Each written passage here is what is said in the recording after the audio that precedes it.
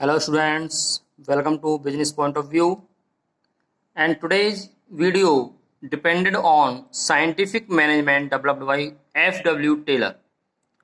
देखिए अभी तक हमने जो मैनेजमेंट प्रिंसिपल्स पढ़े थे वो आपके फ्यूल्स के प्रिंसिपल्स थे। अब जो आपके आते हैं तो एक हमारे दूसरे भाई साहब हैं F.W. टेलर।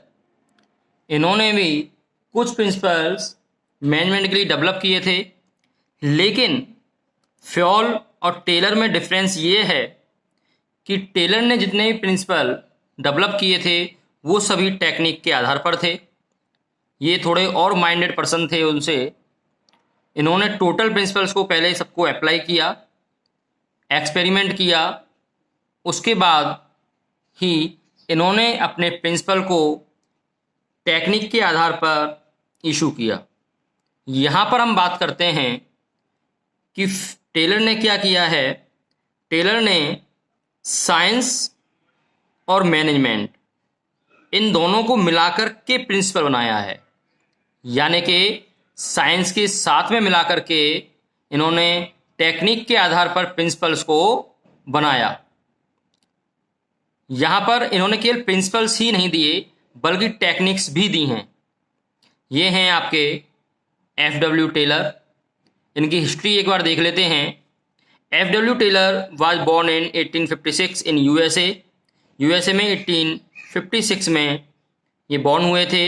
इन 1878 ही joined Midvale steel company as a mechanical engineer, और 1878 में इन्होंने एक स्टील कंपनी मैकेनिकल इंजीनियर के पद पर ज्वाइन की थी।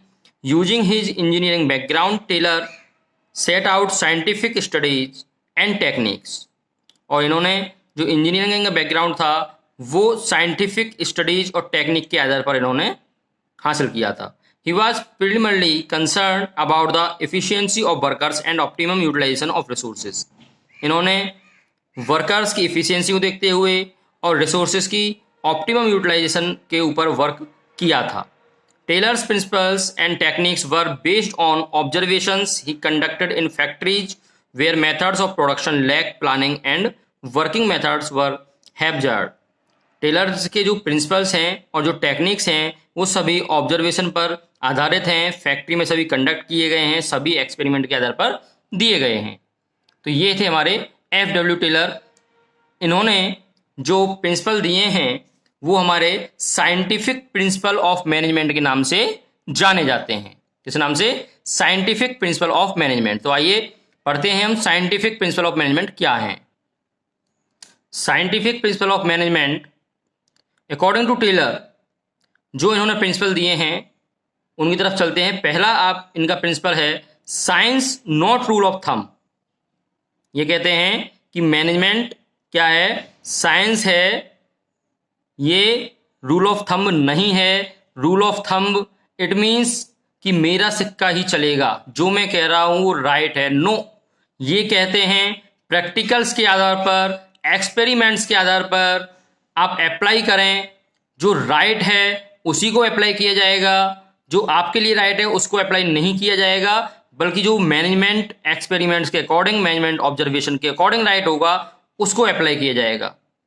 तो ये क्या कहता है? According to this principle Taylor institute that each job performed in the organisation should be based on scientific inquiry and not on institution experience and hit and miss methods. ये कहता है साइंटिफिक इंक्वायरी के आधार पर, experience के आधार पर वो method apply होना चाहिए। इसमें ऐसा नहीं है कि जो मैं कह रहा हूं वो राइट है या मैं सबका बॉस हूं, जो मैं कहूंगा वही होगा। It's wrong method. He says that there must be thinking before doing, which is not in case of rule of thumb. Rule of thumb means directorship of manager, whereas scientific decisions are based on cause and effect and scientific measurement of methods and ways of production. यह कहता है कि जो cause और effect के आधार पर scientific decision लिए जाएंगे, उन्हीं के आधार पर ही उनको अप्लाई किया जाएगा। चाहे मैनेजर अपना यहाँ पर डिक्टेटरशिप नहीं चलाएगा, ऐसा नहीं मैनेजर ने कह दिया मैं मैनेजर हूं, जो मैं चाहूंगा वो होगा, तो आपकी कंपनी कभी भी ग्रोथ नहीं कर पाएगी। बल्कि साइंटिफिक मेथड्स के अकॉर्डिंग, जो कॉज एंड इफेक्ट के अकॉर्डिंग आवश्यक है, वही अप्लाई किया जाएगा। For example, in rule of thumb, the standard time required to do a particular job is decided by the managers on the basis of his past experience. Taylor insisted that standard time for a job should be set up scientifically by performing time study in the organization, and then the day's target should be fixed. ये कहता है कि इसमें rule of thumb के according time standard required नहीं रखता है, आवश्यकता नहीं है, बल्कि to do a particular job in decided by manager, जो मैनेजर के द्वारा पर्टिकुलर जॉब डिसाइड की गई है वो आपके पिछले एक्सपीरियंस के आधार पर होनी चाहिए। ऐसा नहीं है कि मैनेजर ने कह दिया कि ये मेरा भतीजा है या मेरा रिलेटिव है तो इसको जॉब दी जाएगी, ये इतने टाइम तक यहाँ वर्क करेगा। नो, अगर उसका एक्सपीरियंस कहता है तो ही वो वर्क करेगा, अन्यथा नहीं करेगा। तो यानी कि this is science not rule of thumb. Okay, आइए चलते हैं नेक्स्ट प्रिंसिपल पर। Second principle is harmony not discord. देखिए, हार्मोनी का मतलब एक साथ वर्क करना, अलग अलग दिशा में कार्य नहीं करना। ये क्या कहता है? According to this principle, those who work together in an organisation must work in harmony, that is with mutual give and take and proper understanding. यह कहता है एक प्रॉपर अंडरस्टैंडिंग के साथ में सभी को मिलकर वर्क करना चाहिए, तभी हम ऑर्गेनाइजेशन के गोल को अचीव कर पाएंगे। ऐसा नहीं है कि सभी का डायरेक्शन अलग अलग है, तो ऐसे कंडीशन में वर्क नहीं हो पाएगा। Generally in every organisation there are two groups of people, workers group and management group, and both the groups work as a rival of each other as a workers, always feel that they are underpaid and are overburdened with the work, and management always feels that workers are good no for nothing. ये कहता है कि प्रत्येक organisation में दो group देखने को मिलते हैं, एक वर्कर का ग्रुप, दूसरा मैनेजमेंट का ग्रुप। और मैनेजमेंट की जो फीलिंग होती है वो हमेशा क्या होती है कि हम इनको पेमेंट दे रहे हैं, इनके ऊपर वर्डन है, ये वर्डन के अकॉर्डिंग वर्क करेंगे। Workers are good for nothing, got it. यानी कि यहाँ पर मैनेजमेंट अपने आप को सुपर दिखाता है और वर्कर ऐसी कंडीशन में क्या होता है, डिमोटिवेट हो जाता है, डिससेटिस्फैक्शन होता है, जिसके कारण से वो अपना माइंड नहीं लगाता है, वर्क नहीं कर पाता है, वो केवल एक नौकर की तरह वर्क करता है। लेकिन इस प्रिंसिपल में टेलर कहता है कि यहाँ पर as a friend should be treat as a friend management and worker and employees. So work is the best progressive for achieving the goal of organisation. अगर हम एज अ फ्रेंड की तरह वर्क कराएंगे या वर्क करेंगे तो ऐसी situation में हम अपने गोल तक आसानी से पहुंच पाएंगे। यानी कि अगर हम वर्कर को वर्कर की तरह नहीं समझ करके उनसे एज अ फ्रेंड बात करेंगे तो वो भी अपनी प्रॉब्लम्स को आपके सामने बड़ी ही आसानी के साथ रख पाएंगे। वैसे ही वर्कर्स और एम्प्लॉय भी अपने आप को एक ओपन माइंड के साथ अगर वर्क करेंगे तो वो उस ऑर्गेनाइजेशन को केवल ये नहीं समझेंगे कि हम यहाँ नौकरी कर रहे हैं, बल्कि ये समझेंगे कि ये ऑर्गेनाइजेशन हमारी ऑर्गेनाइजेशन है, ये कंपनी हमारी कंपनी है और उसके आधार पर ही हमें वर्क करना है। तो सभी एक साथ मिलकर वर्क करेंगे। जब तक ऑर्गेनाइजेशन में सभी एक साथ मिलकर वर्क नहीं करेंगे तब तक ऑर्गेनाइजेशन के गोल तक टाइम टू टाइम पहुंच पाना इम्पॉसिबल होता है। In this principle Taylor insisted that there is need for both the group to change their attitudes for each other.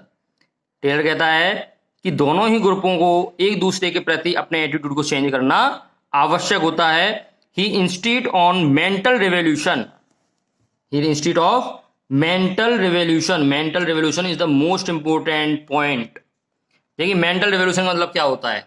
Mental means mind यानी दिमाग, रिवोल्यूशन मीन्स चेंजिंग ये कहता है कि मेंटल रिवोल्यूशन यानी कि माइंड के अकॉर्डिंग आपको चेंज होना होगा, माइंड को अपने को चेंज करना होगा, which means complete change of attitude and outlook for each other. अगर आपको एम्प्लॉय और वर्कर से अच्छा काम निकलवाना है, अपनी कंपनी को ग्रोथ में ले जाना है, तो ऐसी सिचुएशन में आपको मेंटल रिवोल्यूशन का यूज करना ही होगा, अपने माइंड को चेंज करना ही होगा, उन वर्कर्स उन एम्प्लॉयज को अपने एज अ फ्रेंड की तरह ट्रीट करना होगा, उनकी प्रॉब्लम्स भी सुननी होंगी और अपने कार्य पर डिस्कशन और एडवाइस भी उनसे लेनी होगी, तो कार्य आपका आसानी से हो पाएगा, क्योंकि फिर वो वर्कर और एम्प्लॉय भी उस कंपनी में अपना समझ करके कार्य करेंगे, ओपन माइंड से कार्य करेंगे। तो यही हमारा हार्मोनी और नॉट डिस्कॉर्ड कहता है कि सभी एक दिशा में कार्य करें, एक साथ मिलकर कार्य करें, अलग अलग दिशाओं में कार्य ना करें, ग्रुपिंग ना बनाएं, सभी एक साथ मिलकर के कार्य करेंगे तो कार्य बेटर होगा, बेस्ट होगा।